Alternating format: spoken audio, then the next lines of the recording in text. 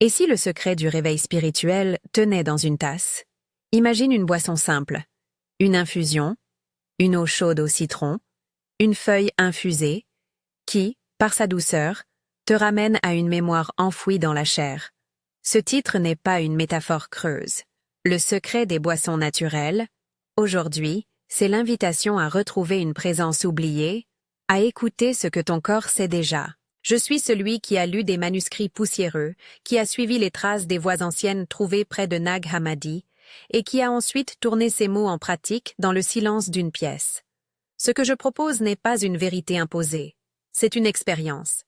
Tu peux l'essayer, tu peux la laisser tomber, mais si tu restes, je te guiderai pas à pas. Dans les années après Jésus-Christ, des textes ont été rassemblés qui ne sont pas devenus partie des grands canons.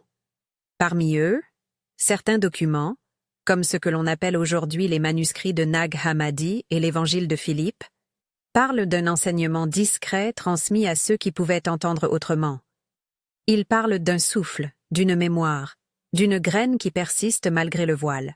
Les historiens diront que ces textes ont été marginalisés pour des raisons institutionnelles et politiques. Et c'est probablement vrai. Mais ce qui nous intéresse ici, ce n'est pas un procès historique, c'est le geste. Un enseignement qui invite à une vérification personnelle, à un retour de sens par l'expérience directe plutôt qu'à la simple adhésion à une autorité. Si l'on résume ce mythe en langage simple, il y a une source première, la monade, qui émane la vie. Entre cette source et notre existence matérielle, s'est interposée une sorte d'architecte imparfait, le démiurge, et avec lui, des forces d'oubli que certains appellent les archontes. Ces images servent à nommer une réalité commune à beaucoup de traditions. La difficulté de se souvenir de qui l'on est quand l'agitation et les structures du monde dispersent l'attention. Rien ici n'exige que tu adoptes une croyance métaphysique. Prends ces mots comme des symboles pour penser la perte et la récupération d'un lien intérieur. Le cœur de la pratique que je te propose repose sur 3 résonances corporelles. Dans la tradition à laquelle je me réfère, on parlait de marques, signe de l'appartenance à une source. Aujourd'hui, sous le titre des boissons naturelles, je transforme ces marques en réponses sensibles que tu peux éprouver lorsque l'attention se calme. Elles ne sont pas des diagnostics. Elles sont des perceptions possibles, des indices, des rappels. Tu peux les sentir, ou tu ne peux pas. C'est ton expérience qui décidera. Le premier lieu, la base du crâne. Imagine le point où ta nuque rencontre la tête. Quand tu poses l'attention là, tu peux parfois percevoir une texture intérieure différente. Un calme qui vient comme une vague très légère, une petite détente, peut-être une sensation de relâchement ou une fine pression comme si quelque chose se retirait. Ce n'est pas nécessairement une sensation spectaculaire. Souvent c'est un détail discret, une porte qui s'entr'ouvre. Si tu ne sens rien, cela ne veut rien dire sur ta valeur ou ta capacité. Beaucoup apprennent à percevoir progressivement. Le deuxième lieu, le côté de la main, sur la partie entre le poignet et l'auriculaire. Une surface humble, mais sensible. Pose ta main comme on pose une écoute. Là, tu peux remarquer une ligne, une vibration ténue, une différence de température, ou simplement un changement de conscience quand tu compares la main qui écoute et celle qui ne l'écoute pas. C'est une façon de vérifier. Le corps répond si l'esprit se calme. Le troisième lieu, le centre du sternum, juste au-dessus du cœur, là où quelque chose peut palpiter sans bruit. Ici, la sensation prend souvent la forme d'une pulsation, d'une chaleur diffuse, d'un calme profond qui irradie. Certains l'appellent la voix. Non une voix qui parle, mais une présence qui se fait sentir. C'est peut-être le point le plus intime, le plus incarné, l'endroit d'où peut naître une affirmation retrouvée. Ces 3 résonances fonctionnent comme des étapes d'une reconnaissance. Percevoir, confirmer, laisser émerger. Et si tu veux faciliter cette mise en écoute, la boisson naturelle devient le cadre. Pas de promesse. Une infusion n'est pas une baguette magique. C'est un rituel d'attention. Elle calme, elle ralentit, elle te donne la permission de t'arrêter. Si tu veux faire l'expérience maintenant, choisis une boisson simple. Une infusion de camomille ou de verveine fonctionne bien pour la plupart, sinon une eau chaude au citron peut suffire. Si tu as des allergies ou des conditions médicales, Consulte un professionnel avant d'utiliser des plantes. Si tu prends des médicaments ou si tu es enceinte, renseigne-toi. Cette suggestion est d'ordre expérientiel et non thérapeutique. Prépare une petite tasse. Prends le temps de sentir les feuilles, l'arôme. Installe-toi dans un endroit où tu ne seras pas dérangé. La lumière peut être douce, sans être sombre. Assieds-toi avec le dos droit, mais pas rigide. Ferme doucement les yeux si cela t'aide. Observe ta respiration quelques instants. Inspire et expire sans forcer. Laisse chaque respiration être un ancrage. Prends une gorgée, lentement. Accueille la chaleur ou la fraîcheur sur ta langue.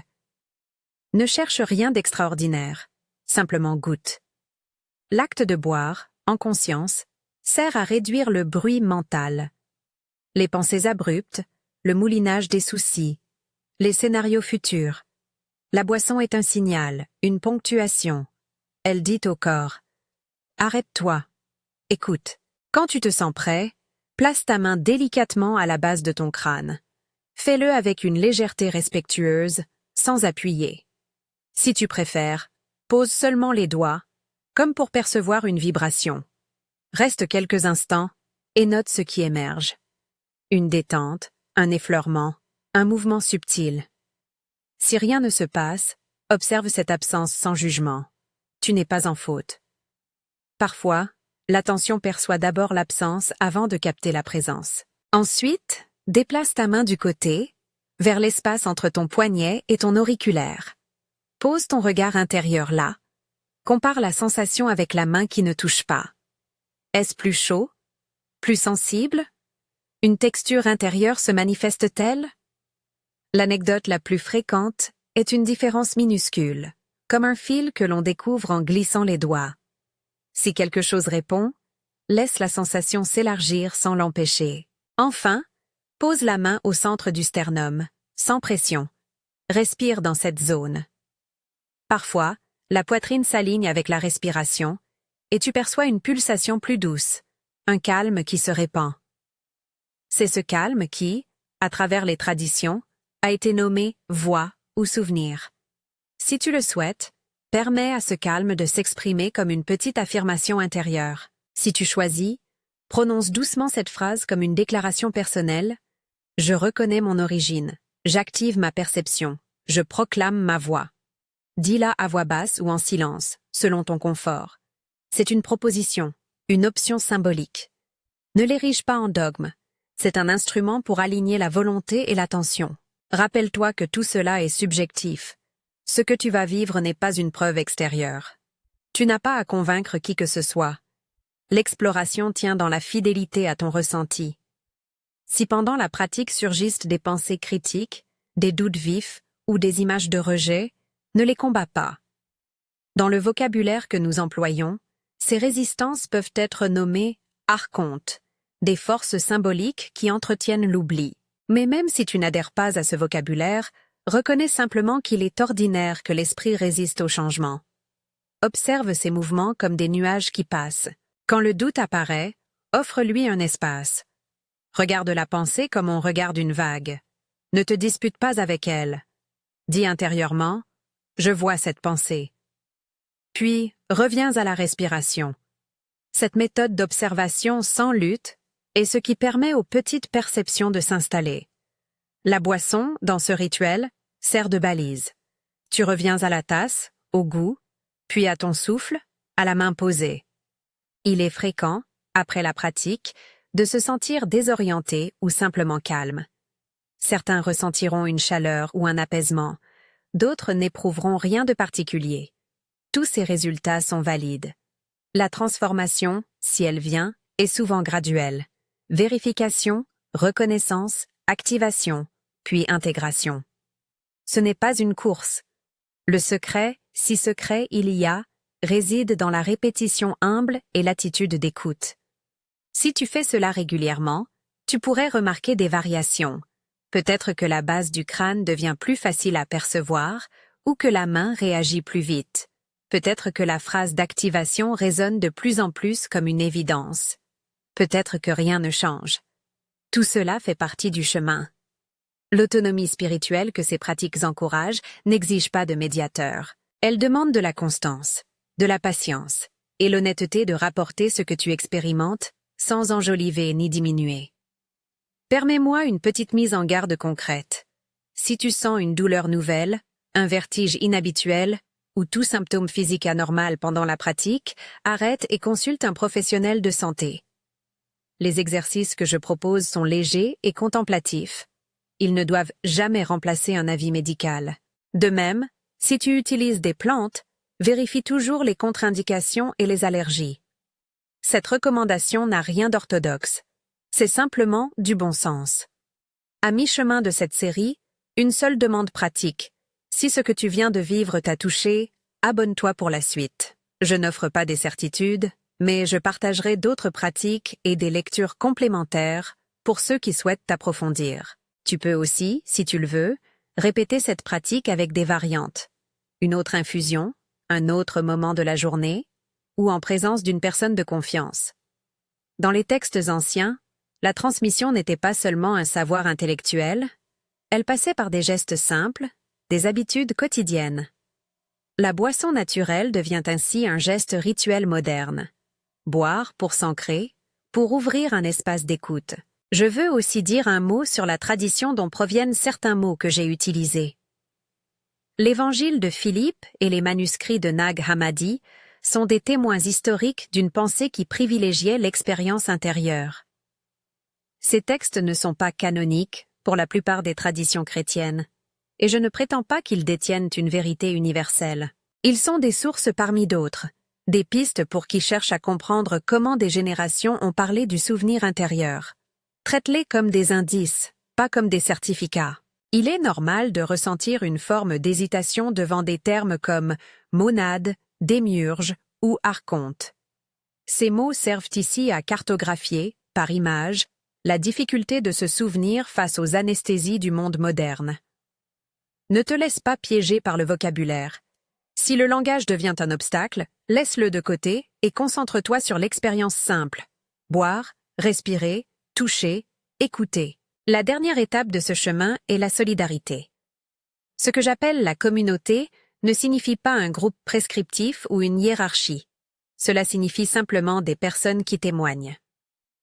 Partager ce que tu as ressenti peut être un acte qui amplifie la possibilité d'écoute pour d'autres. Si tu as perçu quelque chose, si une vibration t'a traversé, ou si au contraire tu n'as rien senti et souhaites le dire, ta parole compte. Elle informe. Elle rassure. Elle brise l'isolement. Avant de conclure, laisse-moi reformuler l'essentiel. La boisson naturelle n'est pas un miracle garanti. Elle est un interlocuteur modeste, une porte. Elle ralentit le corps, elle parfume l'attention d'un petit rituel, elle facilite l'écoute de ce qui est déjà présent en toi. Parmi les 3 points, base du crâne, côté de la main, centre du sternum, certains répondront, d'autres non. L'important est l'acte d'exercice. Revenir, constater, se souvenir. La pratique engendre la mémoire, et la mémoire engendre la souveraineté. La capacité de te reconnaître sans médiation. En refermant cette séance, reste quelques instants en silence. Observe ton souffle.